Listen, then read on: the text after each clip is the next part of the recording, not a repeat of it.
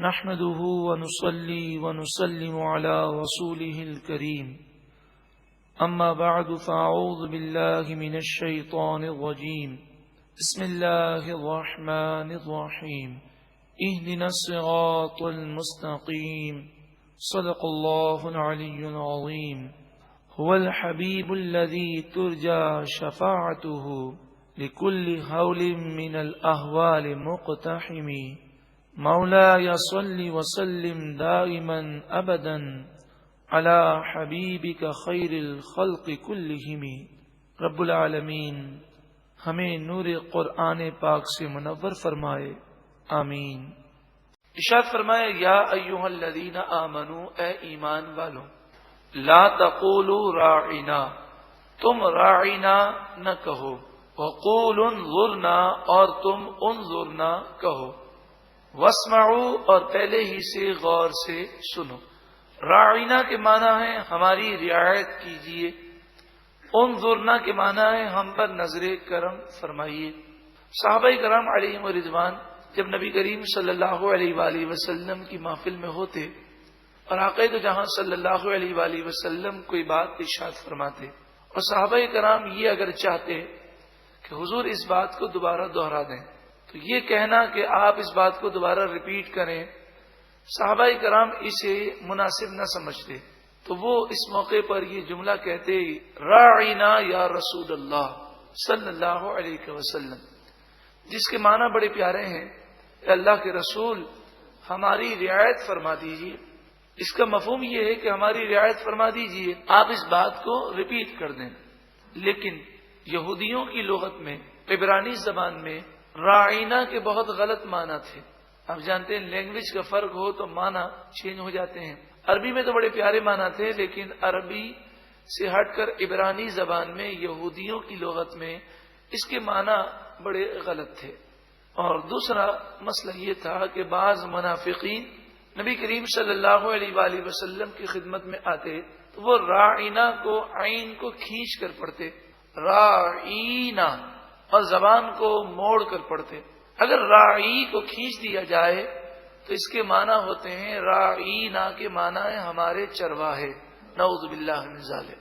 اب صحابہ کرام تو عقیدت سے کہتے، اور یہ کفار، یہ یہودی اور منافقین بے ادبی کے ساتھ اس لفظ کو کہتے اور بے ادبی کا معنی لیتے۔ قرآن مجید فقان حمید نے مسلمانوں کو یہ لفظ کہنے سے منع کر دیا اور فرمایا کہ راعینا کی جگہ پر انظرنا کہا کرو۔ انظرنا سے بھی مفہوم تمہیں حاصل ہو جائے گا۔ انظرنا کے معنی ہے، یا رسول اللہ ہم پر نظر کرم فرما دیجیے۔ تو مفہوم یہی ہے کہ نظر کرم فرمائیے، بات کو ریپیٹ کر دیجیے۔ لیکن فائدہ یہ حاصل ہوگا کہ انظرنا کہنے سے اب یہودیوں کو اور کافروں کو، منافقوں کو موقع نہیں ملے گا بے ادبی کا۔ قرآن مجید فقان حمید نے بے ادبی کے مواقع کو ختم فرمایا۔ یا ایھا الذین آمنوا، اے ایمان والو، لا تقولوا راعینا، تم راعینا نہ کہو، وقولوا انظرنا، تم کہو انظرنا۔ لیکن یہ انظرنا کہہ کر بار بار نبی کریم صلی اللہ علیہ وآلہ وسلم کو بات ریپیٹ کرنے کی تکلیف نہ دو، واسمعوا، اور پہلے ہی سے غور سے سنا کرو، تاکہ ہمارے محبوب کو بار بار دہرانے کی تکلیف نہ ہو۔ اس سے نبی کریم صلی اللہ علیہ وآلہ وسلم کی شان بھی معلوم ہوتی ہے۔ پورے قرآن میں یا ایھا الذین آمنوا جتنے ہیں، یہ سب سے پہلا ہے، اور سب سے پہلا یا ایھا الذین آمنوا فرما کر ایمان والوں سے خطاب کیا گیا اور تعظیم مصطفیٰ کا درس دیا گیا، اور پھر نتیجہ بھی سنا دیا گیا کہ جو بے ادبی کرے گا، وَلِلْكَافِرِينَ، اور کافروں کے لیے عذاب علیم، دردناک عذاب ہے۔ کہ حضور کی جناب میں اب جو راعینا کہے گا اور بے ادبی کا مرتکب ہوگا وہ اسلام سے خارج ہے اور کافر کے لیے دردناک عذاب ہے۔ اللہ تعالی ہم سب کو حضور کی تعظیم و توقیر اور حضور کا ادب نصیب فرمائے۔ کچھ یہودی مسلمانوں کے پاس آئے اور کہنے لگے کہ ہم تمہارے خیر خواہ ہیں، ہم تم سے دوستی کرنا چاہتے ہیں۔ دوستی کا ہاتھ تمہاری طرف بڑھا رہے ہیں۔ بعض مسلمان ان کے دھوکے میں آ گئے اور وہ انہیں دوست سمجھنے لگے، اور وہ یہ کہنے لگے کہ سارے یہودی برے نہیں ہیں، کچھ یہودی اچھے بھی ہوتے ہیں، سب کوئی دشمن اسلام نہیں ہے، ان سے دوستی کرنے میں اور ان سے مشورہ کرنے میں کوئی حرج نہیں۔ قرآن مجید فرقان حمید کی آیت نازل ہوئی، ما یود الذین کفروا من اہل الکتاب ولا المشرکین، کتابی کافر اور مشرکین نہیں چاہتے ان ینزل علیکم من خیر من ربکم، کہ تم پر تمہارے رب کی طرف سے کوئی خیر نازل کی جائے۔ یہ تمہارے دوست ہو ہی نہیں سکتے، بلکہ اللہ تعالیٰ جب تم پر نعمت نازل فرماتا ہے تو وہ بھی انہیں بری لگتی ہے، تو یہ تمہارے خیر خواہ کہاں سے ہیں؟ واللہ یختص برحمتہ من یشاء، اور اللہ اپنی رحمت سے خاص فرماتا ہے جسے چاہتا ہے۔ واللہ ذو الفضل العظیم، اور اللہ بڑے فضل والا ہے۔ اللہ تعالیٰ ایسے لوگوں کی دوستی سے ہم سب کو محفوظ فرمائے۔ یہودیوں نے اعتراض کیا، قرآن مجید فرقان حمید میں کبھی کوئی حکم آتا ہے پھر وہ چینج ہو جاتا ہے۔ مثلا سورہ بقرہ آیت نمبر 219 میں فرمایا گیا، یسألونک عن الخمر والمیسر، شراب اور جوئے کے بارے میں لوگ آپ سے پوچھتے ہیں، قل فیہما اسم کبیر، آپ فرما دیجئے کہ اس میں نقصان زیادہ ہے، ومنافع للناس، اور لوگوں کے لیے کچھ فائدہ بھی ہے، واسمہما اکبر من نفعہما، شراب اور جوئے کا نقصان ان کے نفع سے زیادہ ہے۔ اس آیت میں شراب اور جوئے کو حرام نہیں کہا گیا، بلکہ یہ کہا گیا کہ نقصان زیادہ ہے، تو بچو تو اچھی بات ہے۔ سورہ نساء آیت نمبر 43 میں، یا ایھا الذین آمنوا لا تقربوا الصلاۃ وانتم سکارى، اے ایمان والو نشے کی حالت میں نماز کے قریب نہ جاؤ۔ اس آیت کے نزول کے بعد نماز کے اوقات میں مسلمانوں پر شراب کا پینا حرام کر دیا گیا، اس کے علاوہ شراب پینا حلال تھی۔ سورة المائدہ آیت نمبر 90 نازل ہوئی، یا ایھا الذین آمنوا انما الخمر والمیسر والانصاب والازلام رجس من عمل الشیطان، شراب اور جوئے اور انصاب اور ازلام یعنی بتوں کو اور فال نکالنے کو، بدشگونی لینے کو شیطانی عمل قرار دیا گیا اور کہا یہ ناپاک ہے۔ فاجتنبوہ لعلکم تفلحون، تم ان چیزوں سے بچو تاکہ تم اللہ تعالی کی بارگاہ میں فلاح پا جاؤ، کامیاب ہو جاؤ۔ پہلے شراب حلال تھی، پھر کہا گیا نقصان زیادہ ہے، بچو تو اچھا ہے، پھر کہا گیا نماز کے اوقات میں بچو، پھر سورہ مائدہ کی آیت نازل ہوئی، ہر صورت میں شراب سے بچنا ہے۔ اسی طرح سورہ بقرہ آیت نمبر 109 میں جہاد کی اجازت نہ دی گئی، اور سورہ توبہ آیت نمبر 5 میں جہاد کا حکم نازل کیا گیا۔ سورہ نساء آیت نمبر 15 میں زانی کی سزا عمر قید مقرر کی گئی کہ موت تک اسے قید کر دیا جائے، اور پھر سورہ نور آیت نمبر 2 میں غیر شادی شدہ زانی کی سزا 100 کوڑے مقرر کی گئی، اور حدیث متواترہ کی روشنی میں جو شادی شدہ زانی ہو اسے سنسار کرنے کی سزا مقرر کی گئی۔ سورہ بقرہ آیت نمبر 240 میں بیوہ کی عدت 1 سال مقرر کی گئی، اور پھر سورہ بقرہ آیت نمبر 234 میں بیوہ کی عدت 4 مہینے اور 10 دن مقرر کی گئی۔ اب دیکھیں سورہ بقرہ کی آیت نمبر 234 پہلے ہے، 240 بعد میں ہے، لیکن 234 بعد میں نازل ہوئی اور 240 پہلے نازل ہوئی۔ نبی کریم صلی اللہ علیہ وآلہ وسلم تو لوح محفوظ کی ترتیب کے مطابق قرآن پاک صحابہ کرام کو لکھواتے تھے۔ تو یہودیوں نے یہ اعتراض کیا کہ کبھی کوئی حکم نازل ہوتا ہے پھر یہ حکم چینج ہو جاتا ہے، اگر یہ اللہ کا کلام ہے تو اس میں یہ رد و بدل کیوں ہوتا ہے؟ قرآن مجید فرقان حمید نے ارشاد فرمایا، ما ننسخ من آیت، جب ہم کوئی آیت منسوخ کر دیتے ہیں، او ننسیہا، یا وہ آیت ہم بھلا دیتے ہیں، نأتی بخیر منہا، ہم لے آتے ہیں اس سے بہتر آیت، او مثلہا، یا اس جیسی آیت۔ منسوخ ہونے کی حکمت بیان کی گئی۔ اب شرعی مسئلہ سماعت کر لیجئے، منسوخ کے معنی کیا ہیں؟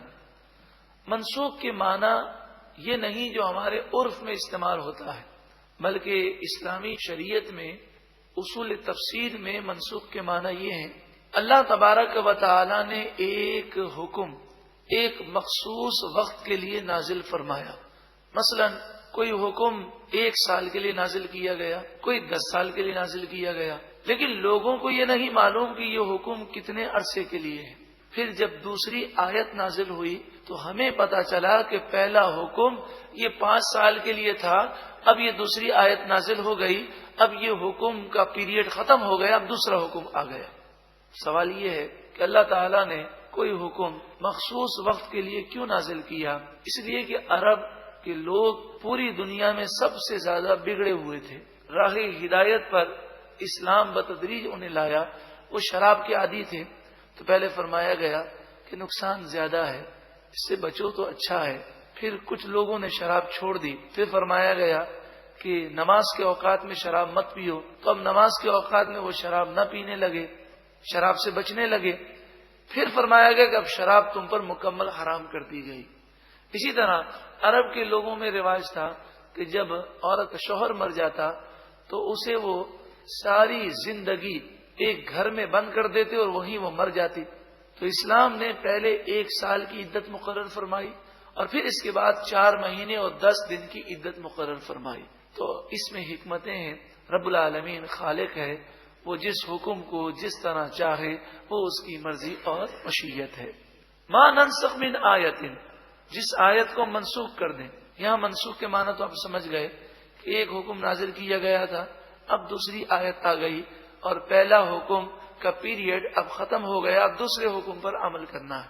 او ننسیھا، یا ہم کسی آیت کو بھلا دیں۔ اس کے معنی کیا ہے؟ اس کے معنی یہ ہیں کہ حدیث پاک میں آتا ہے نبی کریم صلی اللہ علیہ وآلہ وسلم نے فجر کی نماز ادا فرمائی۔ فجر کی نماز کے بعد صحابہ کرام آپس میں کچھ سرگوشیاں کر رہے تھے۔ آپ نے صحابہ کرام کو بلایا اور پوچھا کیا معاملہ ہے؟ تو کئی صحابہ کرام نے کہا کہ ہم تہجد میں چند آیتیں پڑھا کرتے تھے، جب ہم نے اس سورت کو پڑھا تو وہ آیتیں ہم بھول گئے اور وہ آیتیں ہمیں یاد نہ رہیں۔ اور کئی صحابہ کرام نے کہا کہ آج رات کو یہ آیتیں ہمیں بھلا دی گئیں۔ آقا دو جہاں صلی اللہ علیہ وآلہ وسلم نے فرمایا جن چمڑوں پر اور جن پتوں پر یہ آیتیں تم نے لکھی تھیں انہیں جا کر دیکھو۔ جب صحابہ کرام نے دیکھا تو وہاں سے بھی وہ آیتیں اٹھا لی گئی تھیں۔ آپ نے فرمایا آج رات یہ آیتیں اٹھا لی گئی ہیں۔ او ننسیھا سے یہ مراد ہے۔ الم تعلم ان اللہ علی کل شیء قدیر، اس پر اعتراض کرنے والا سن لے، کیا تو نہیں جانتا بے شک اللہ تعالی ہر چاہت پر قادر ہے، وہ جو چاہے کر سکتا ہے۔ الم تعلم، اے سننے والے کیا تو نہیں جانتا ان اللہ لہ ملک السماوات والارض، بے شک اللہ ہی کے لیے آسمان اور زمین کی بادشاہت ہے۔ وما لکم من دون اللہ من ولی ولا نصیر، اور اے اعتراض کرنے والوں جب تم پر اللہ کا عذاب آئے گا تو اللہ کے عذاب سے مقابلہ کرنے کے لیے نہ کوئی تمہارا دوست ہے اور نہ کوئی مددگار ہے۔ ام تریدون، اس آیت کریمہ میں نبی کریم صلی اللہ علیہ وآلہ وسلم کا ادب سکھایا گیا اور مسلمانوں کو کہا گیا کہ حضور سے فضول سوالات نہ کرو۔ ام تریدون، اے مسلمانوں کیا تم ارادہ کرتے ہو ان تسألوا رسولکم، کہ تم اپنے رسول سے اسی طرح سوالات پوچھو، کما سئل موسیٰ من قبل، جیسا کہ موسیٰ علیہ السلام سے سوالات پوچھے گئے اس سے پہلے۔ اور فضول سوالات نبی سے کرنا یہ بے ادبی ہے، یا اس لیے سوال کرنا کہ نبی عاجز آ جائیں، یہ تو کفر ہے۔ وَمَن يَتَبَدَّلِ الْكُفْرَ بِالْإِيمَانِ، اور جو کوئی ایمان کے بدلے کفر حاصل کرے، کفر لے لے، فَقَدْ ضَلَّ سَوَاءَ السَّبِيلِ، بس بے شک وہ سیدھے راستے سے بھٹک گیا۔ اللہ تعالی ہم سب کو ایمان کی سلامتی نصیب فرمائے۔ یہودیوں میں سے کچھ یہودی حضرت حذیفہ بن یمان اور حضرت عمار بن یاسر رضی اللہ تعالی عنہم کی خدمت میں حاضر ہوئے غزوہ احد کے بعد، اور ان یہودیوں نے آ کر حضرت عمار سے اور حضرت حذیفہ سے یہ کہا کہ یہ بتاؤ، غزوہ احد میں 70 مسلمان شہید ہو گئے، ہر مسلمان زخمی ہوا، کتنی تم پر مصیبت آئی؟ اگر یہ دین اسلام سچا ہوتا تو تم پر یہ مصیبت کیوں آتی؟ تم اس کا جواب دو، اور اب تم یہودی مذہب اختیار کر لو۔ تو حضرت عمار اور حضرت حذیفہ رضی اللہ تعالی عنہما نے یہ خیال فرمایا کہ یہ نادان لوگ ہیں، یہ مصیبت آنے کی حکمت کو کیا سمجھے؟ یہ مصیبت نہیں تھی بلکہ یہ تو آزمائش تھی، یہ تو رہتی دنیا تک مسلمانوں کے لیے سبق تھا کہ کیسے بھی حالات آ جائیں مسلمان کبھی میدان جنگ سے نہ بھاگیں اور وہ ثابت قدمی کا مظاہرہ کریں۔ یہ تو آزمائش تھی، یہ تو امتحان تھا۔ تو حضرت عمار اور حضرت حذیفہ نے جب یہ خیال کیا کہ یہودی اس بات کو نہیں سمجھ سکتے، تو آپ نے فرمایا یہ بتاؤ یہودی مذہب میں وعدہ توڑنا کیسا ہے؟ تو یہودیوں نے کہا بہت بری چیز ہے، کوئی عہد کر کے توڑ دے ہمارے نزدیک وہ جہنمی ہے، وہ تو بہت برا ہے، توریت میں یہ بات موجود ہے۔ آپ نے فرمایا تو سن لو، میں نے یہ عہد کیا ہے کہ جب تک میری زندگی باقی رہی میں حضور سے بے وفائی نہیں کروں گا اور اسی دین اسلام پر ہمیشہ رہوں گا۔ اپنا سا منہ لے کر روانہ ہو گئے یہودی، اور یہ جواب سن کر یہودی لاجواب ہو گئے۔ نبی کریم صلی اللہ علیہ وآلہ وسلم کی خدمت میں حضرت حذیفہ حضرت عمار پہنچے، تو جہاں صلی اللہ علیہ وآلہ وسلم نے فرمایا کہ تم نے ایسا جواب دیا، یہ جواب اللہ کو بہت پسند آیا۔ کتنا پیارا جواب ہے کہ میں نے یہ عہد کیا ہے کہ کبھی بھی اپنے نبی سے بے وفائی نہیں کروں گا اور اسی دین اسلام پر ہمیشہ ثابت قدم رہوں گا۔ ود کثیر من اہل الکتاب، بہت سے کتابی چاہتے ہیں، لو یردونکم من بعد ایمانکم کفارا، کہ ایمان لانے کے بعد بھی تمہیں کاش وہ کافر بنا دیں، وہ یہ چاہتے ہیں۔ تم یہ مت سمجھنا کہ تمہارے خیر خواہ ہیں، حسدا من عند انفسہم، یہ اپنے جی میں تم سے حسد رکھتے ہیں، یہ جلتے ہیں تم سے۔ من بعد ما تبین لہم الحق، بعد اس کے کہ ان کے لیے حق واضح ہو گیا، پھر بھی حسد رکھتے ہیں اور اسلام سے روکتے ہیں۔ فاعفو، پس تم درگزر کرو، واصفحوا، اور چھوڑ دو، حتی یأتی اللہ بامری، یہاں تک کہ اللہ اپنا حکم لے آئے۔ اور پھر جہاد کا حکم آیا، غزوہ خیبر ہے، غزوہ بنی قریظہ ہے، غزوہ بنی نضیر ہے، یہ غزوے ہوئے اور نبی کریم صلی اللہ علیہ وآلہ وسلم نے یہودیوں کی طاقت کو توڑ کر رکھ دیا۔ ان اللہ علی کل شیء قدیر، بے شک اللہ تعالی ہر چاہت پر قادر ہے۔ یہ یہودی سازشیں کرتے ہیں، ان کی سازشوں سے بچنے کا طریقہ قرآن نے بیان کیا۔ وَأَقِيمُوا الصَّلَاةَ، اور نماز قائم رکھو، وَآتُوا الزَّكَاةَ، اور زکوٰۃ ادا کرو۔ اور ایک خاص چیز پر تمہیں توجہ دینی ہے، وَمَا تُقَدِّمُوا لِأَنفُسِكُم مِّن خَيْرٍ، جو تم نیکی اپنے لیے کرو گے اور آگے بھیجو گے، تَجِدُوهُ عِندَ اللَّهِ، اس نیکی کو تم اپنے رب کے پاس، اللہ کے پاس پاؤ گے۔ تو اس پر توجہ کرو کہ تم کون سی نیکی اللہ کی بارگاہ میں بھیج رہے ہو اور کیا گناہ تم اپنے نامہ اعمال میں لکھوا رہے ہو۔ ہمیں بھی توجہ کرنی چاہیے، صبح یا رات کو ذرا غور کریں کہ ہم نے آج سارے دن کیا نیکی اپنے لیے آگے بھیجی۔ ان اللہ بما تعملون بصیر، بے شک اللہ تعالی تمہارے کاموں کو دیکھ رہا ہے۔ وقالوا، اور یہودی بولے، لن يدخل الجنت الا من کان ہودا او نصارا، یہودیوں نے کہا کہ صرف یہودی جنت میں جائے گا، اور عیسائیوں نے کہا صرف عیسائی جنت میں جائے گا۔ تلک امانیہم، قرآن نے ان کا رد کیا اور فرمایا یہ ان کی من گھڑت باتیں ہیں۔ قل اے محبوب آپ فرمائیے، ہاتو برہانکم، لاؤ اپنی دلیل، ان کنتم صادقین، اگر تم سچے ہو۔ بلا، ہاں کیوں نہیں، قرآن نے اصول بیان کیا کہ جنتی کون ہے؟ من اسلم وجہہ للہ، جو اپنا چہرہ اللہ کی بارگاہ میں جھکا دے، اسلام لے آئے، وہو محسن، اس حال میں کہ وہ نیکوکار ہو، فلہ اجرہ عند ربہ، اس کے رب کے پاس اس کا اجر ہے، ولا خوف علیہم ولا هم یحزنون، اور نہ ان پر کوئی خوف ہوگا اور نہ وہ غمگین ہوں گے۔